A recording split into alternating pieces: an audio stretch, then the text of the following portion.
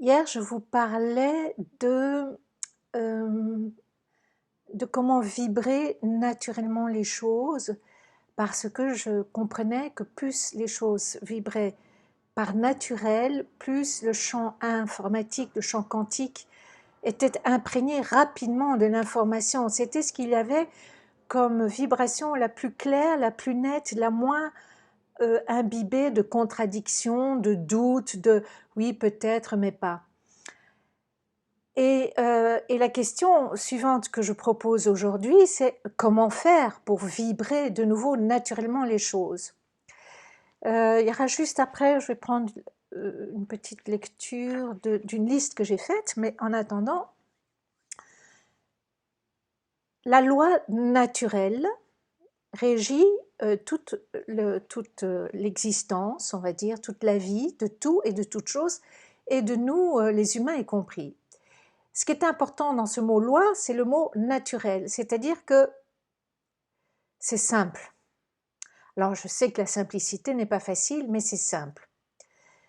Naturellement, quand un spermatozoïde rencontre un ovule, se crée un enfant. L'enfant naît naturellement. Normalement, tout ça se fait naturellement. L'enfant, une fois qu'il est né, et c'est à partir de là que ma réflexion commence, va naturellement aller vers le sein de sa mère pour téter du lait. Il n'y a aucun effort, il n'y a pas de réflexion, il n'y a pas chez le bébé la réflexion « Oh mon Dieu, il faut que je soigne toutes mes blessures karmiques pour que je puisse enfin profiter de ce bon lait de ma mère. » Non. Ensuite, il grandit, il apprend à manger autre chose que boire le lait de sa mère. Ça se fait naturellement.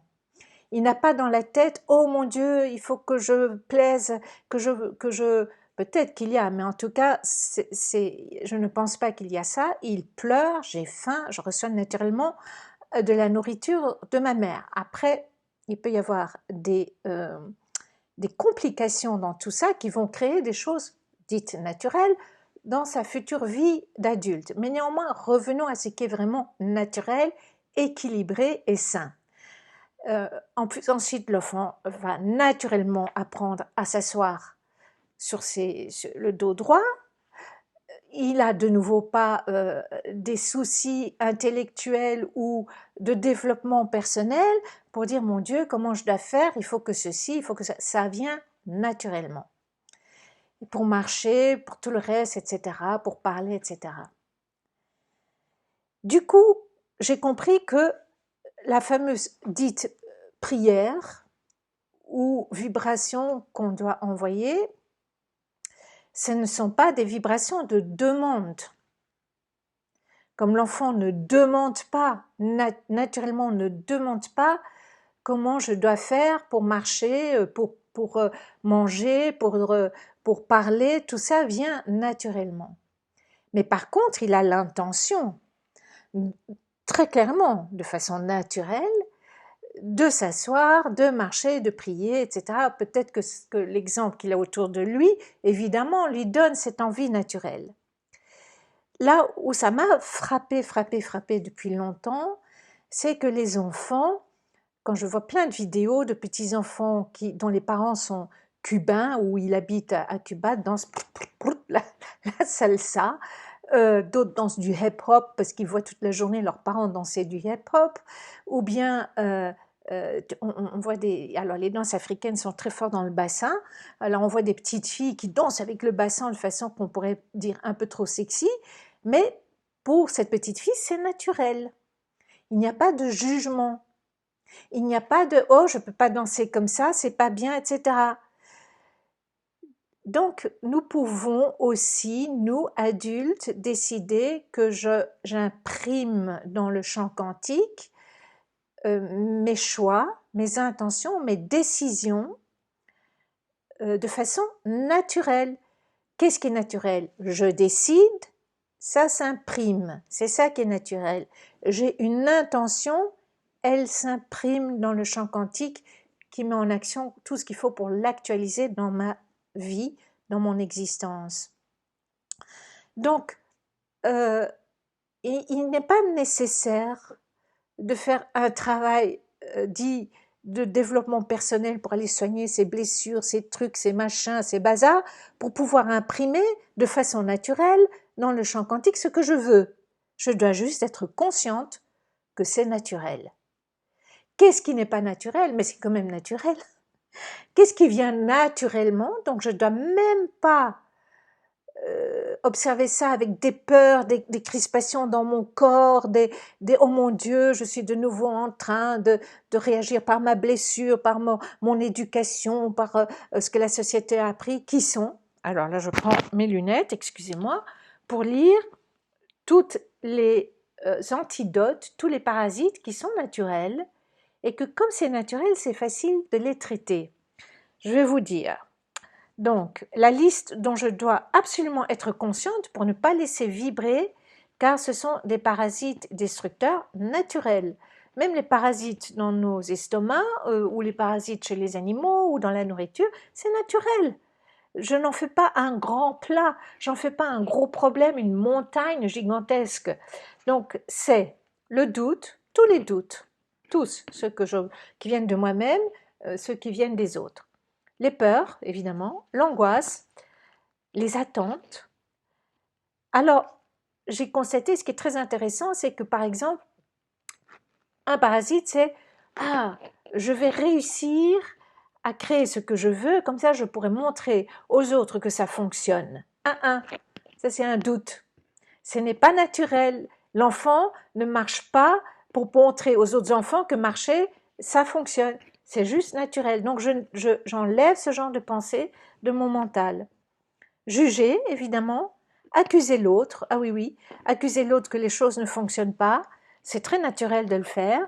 Mais un bébé, un enfant qui tombe le temps qu'il apprenne à marcher, n'accuse personne. Parce qu'il sait que c'est naturel. Il sait naturellement, instinctivement, inconsciemment que c'est naturel de tomber. Les incohérences, ah oui, ça c'est tout à fait typique, hein, les exemples que j'ai déjà donnés, l'incohérence, je souhaite une relation amoureuse, mais quand même tous les hommes sont des lâches et des traîtres, c'est une incohérence, et c'est naturel de penser ça. Mais à partir du moment où j'ai conscience que c'est naturel, ça a moins de puissance. Je me dis, ok, je peux très bien ne pas choisir ça. Quand un enfant qui apprend à marcher voit une grosse pierre dont il a déjà eu l'expérience que la grosse pierre va le faire tomber, il n'est pas là en train d'accuser la grosse pierre et de demander qu'elle s'enlève, il sait que c'est naturel. Accuser l'autre, incohérence, instabilité dans mes désirs, donc je change. Ah ben tiens, oui, je vais vendre ma maison, mais au fond non, je vais pas la vendre parce que peut-être que je peux la louer. Oui, mais si je dois la louer, je dois mettre beaucoup d'argent. Non, donc ben c'est tout le temps être dans une instabilité, hein. Changer tout le temps de décision, c'est ce que je viens de dire, c'est la même chose. Alors, interpréter les faits, ça c'est terriblement naturel, mais dans la vie naturelle, on n'interprète pas les faits. Ça, c'est les religions qui ont fait ça. C'est les croyances dogmatiques qui ont fait ça. Par exemple, je donne rendez-vous à un ami, ou j'ai un rendez-vous avec quelqu'un, et puis je prends ma voiture trop tard, j'arrive en retard, et puis j'interprète le fait en disant « Ah oui, mais c'est parce qu'il fallait pas que je rencontre cette personne. » Non. C'est comme un enfant qui, de nouveau, trébuche et va, à cause d'une pierre, et va interpréter « Cette pierre est là parce qu'en trébuchant, je vais comprendre que ce n'est pas le bon chemin que je dois prendre. » Pas du tout. L'enfant n'interprète rien. Il pleure, il accueille, voilà, ça c'est naturel. Il faut retrouver ce naturel-là pour imprégner dans l'énergie quantique les bonnes vibrations. Je parle toujours du troisième principe de vibration, évidemment. Alors, rejeter. Normalement, la nature accepte de tout recevoir. La pluie, le soleil, le vent, le déracinement, les hommes qui les coupent, l'animal qui le mange.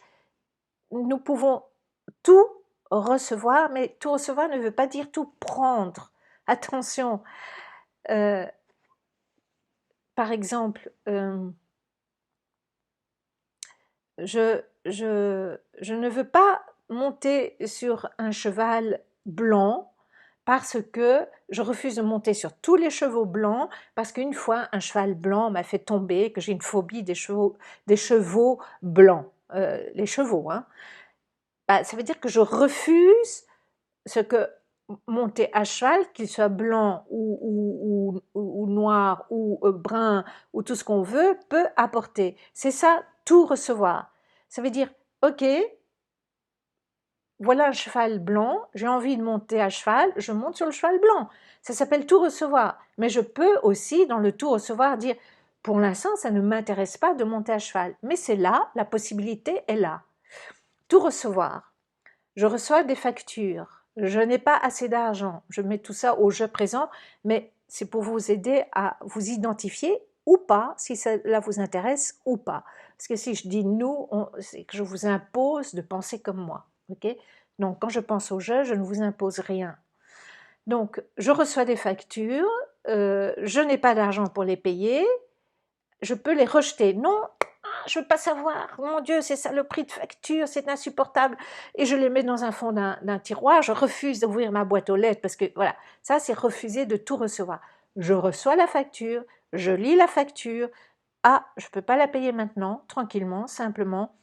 Je donne un coup de fil, ou je téléphone, ou je mets de côté et je m'organise pour trouver le moyen de payer. C'est ça, tout recevoir. D'accord? Donc, le rejet, c'est refuser de recevoir.